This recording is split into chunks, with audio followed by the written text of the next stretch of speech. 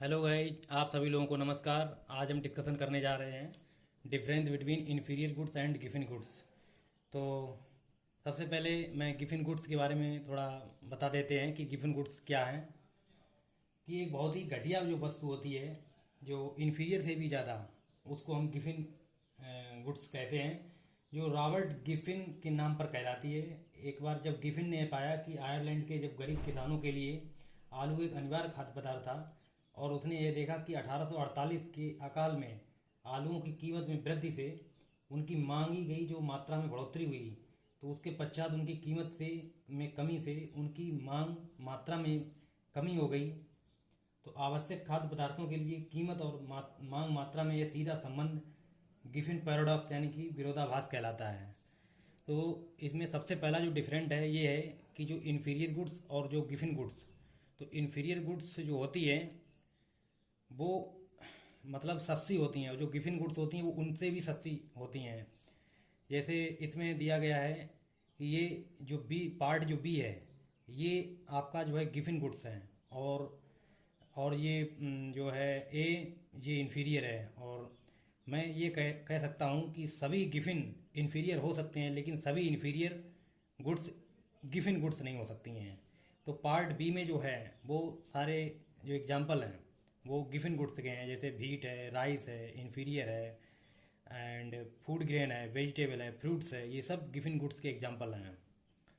और इसके बाद में मैं थोड़ा इसमें अंतर स्पष्ट करना चाहता हूँ कि जो इन्फीरियर गुड्स होती हैं उसमें क्या है, ये लो क्वालिटी ऑफ गुड्स, लेकिन ये ज़रूरी नहीं कि वो हमारे लिए आवश्यक ही हो, लेकिन उनका जो प्राइस इफेक्ट और इनकम इफेक्ट वो कैसा होता है, निगेटिव होता है, और लॉ ऑफ डिमांड यहाँ पर फॉलो करता है। लेकिन जो गिफिन गुड्स होती हैं उनका क्या होता है कि वो inferior food product with very high negative income elasticity of demand. The demand curve of these goods is positive sloped, and the good is named after Sir Robert Giffin, 1837 to 1910. And इसमें price effect क्या होता है, positive होता है, और income effect कैसा होता है, निगेटिव होता है, और लॉ ऑफ डिमांड यहाँ पर अप्लीकेबल नहीं होता है। तो ये हमारा inferior goods and Giffen goods के बारे में मैंने बताया आज अभी।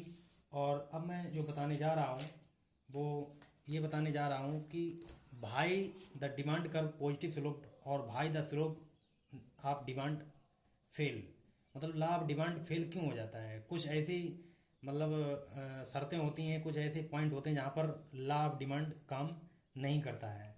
तो देखिए, सबसे पहला जो हमारा पॉइंट है वो क्या है, गिफिन गुड्स।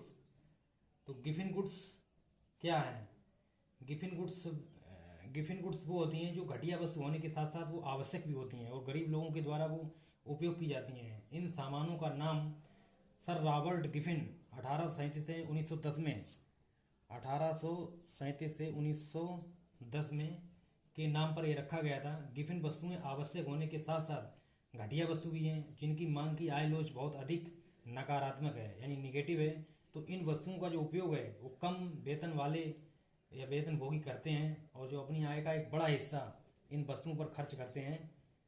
तो गिफिन वस्तुओं के मामले में मांग का नियम क्या होता है, फेल हो जाता है। दूसरा है गुड्स ऑफ स्टेटस, मतलब जो गुड्स ऑफ स्टेटस का नाम थ्रोस्टीन बेवलन एक वैज्ञानिक हैं, इन्होंने नाम दिया है 1857 से 1929 के नाम पर ये बेबलन माल रखा गया है, गुड्स ऑफ स्टेटस। तो बेबलन समान प्रतिष्ठित सामान है, वे हीरे कीमती पत्थरों की तरह धारक की जो सामाजिक प्रतिष्ठा को बढ़ावा देते हैं। इसलिए कीमत जितनी अधिक होगी तो धारक की स्थिति उतनी ही अधिक होगी, और उनकी मांगी गई जो मात्रा है वो भी क्या होगी, वो भी अधिक होगी। इसके बाद में आता है expectation of price rise in future, मतलब भविष्य में कीमत बढ़ने की जो उम्मीद है। यदि कीमत बढ़ती है और ख़रीदार को कीमत में और अधिक वृद्धि की उम्मीद होती है तो फिर यह वृद्धि का कारण बनता है। उसको लगता है कि आगे प्राइस और बढ़ेंगे तो इसको अभी से ही क्यों ना खरीद लिया जाए। आगे है नेक्स्ट पॉइंट है इमरजेंसी, मतलब आपातकाल। कभी कभी युद्ध होता है, अकाल होता है आदि जैसी आपातकालीन स्थितियों में भी मांग की जो पकड़ है नहीं है, तो उपभोक्ता अधिक वस्तुओं की मांग करता है चाहे कितनी भी कीमत ज़्यादा हो। तो वहाँ पर जो डिमांड है वो बहुत ही ज़्यादा कीमत पर भी कर लेता है कंज्यूमर। इसके बाद में डिमोन्स्ट्रेशन इफेक्ट, मतलब जो प्रदर्शन प्रभाव मतलब कभी कभी समाज का एक वर्ग उच्च आय वर्ग के उपभोग पैटर्न की नकल करता है, इसलिए प्रदर्शन प्रभाव के कारण लोग उन वस्तुओं को खरीदते हैं जिनकी कीमत अधिक होती है। तो कुछ लोग ये पसंद करते हैं कि वो अगर कीमत उसकी ज़्यादा है तो वो निश्चित रूप से वो चीज़ अच्छी होगी, तो वो क्या करते हैं, नकल करते हैं खरीदने, उपभोग पैटर्न की क्या करते हैं, नकल करते हैं। तो वो ये हमारा कहलाता है डिमोन्स्ट्रेशन इफेक्ट। इसके बाद में इग्नोरेंस। इग्नोरेंस मतलब अज्ञानता। अज्ञानता का मतलब ये है कि कुछ लोगों की जो अज्ञानता होती है, मतलब उनको ज्ञान नहीं होता है, क्योंकि लोगों को लगता है कि उच्च कीमत वाले जो प्रोडक्ट होते हैं वो अच्छी क्वालिटी के होते हैं, और इसलिए वे उन वस्तुओं की ज़्यादा मांग करते हैं जिनकी कीमत अधिक होती है, लेकिन जबकि ऐसा नहीं होता है। तो वहाँ पर मांग का नियम फेल हो जाता है।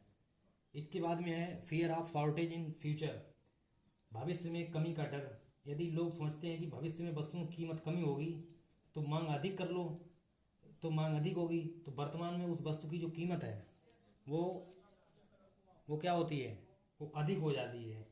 वो उनको लगता है कि कहीं भविष्य में अगर ये वस्तु की कमी हुई तो इससे अच्छा है कि अभी इस वस्तु की जो है मांग कर लो और अधिक से अधिक इस वस्तु को खरीद लो। इसके बाद में नेक्स्ट पॉइंट है नेसेसरी गुड्स। नेसेसरी गुड्स का मतलब आवश्यक वस्तुएं। आवश्यक वस्तुओं के मामले में मांग का नियम लागू नहीं होता है। यदि आवश्यक वस्तुओं की जो कीमत बढ़ जाती है तो लोग उन अनिवार्य वस्तुओं की मांग जो है कम नहीं कर सकते हैं, अगर उनकी कीमत चाहे जितनी बढ़ जाए। अगर वो हमारे लिए कंपलसरी है तो हम जो है वस्तुओं की मांग कम नहीं कर सकते हैं बल्कि ज़्यादा कर सकते हैं यदि वो कंपलसरी है। तो आज के वीडियो में बस इतना ही। धन्यवाद।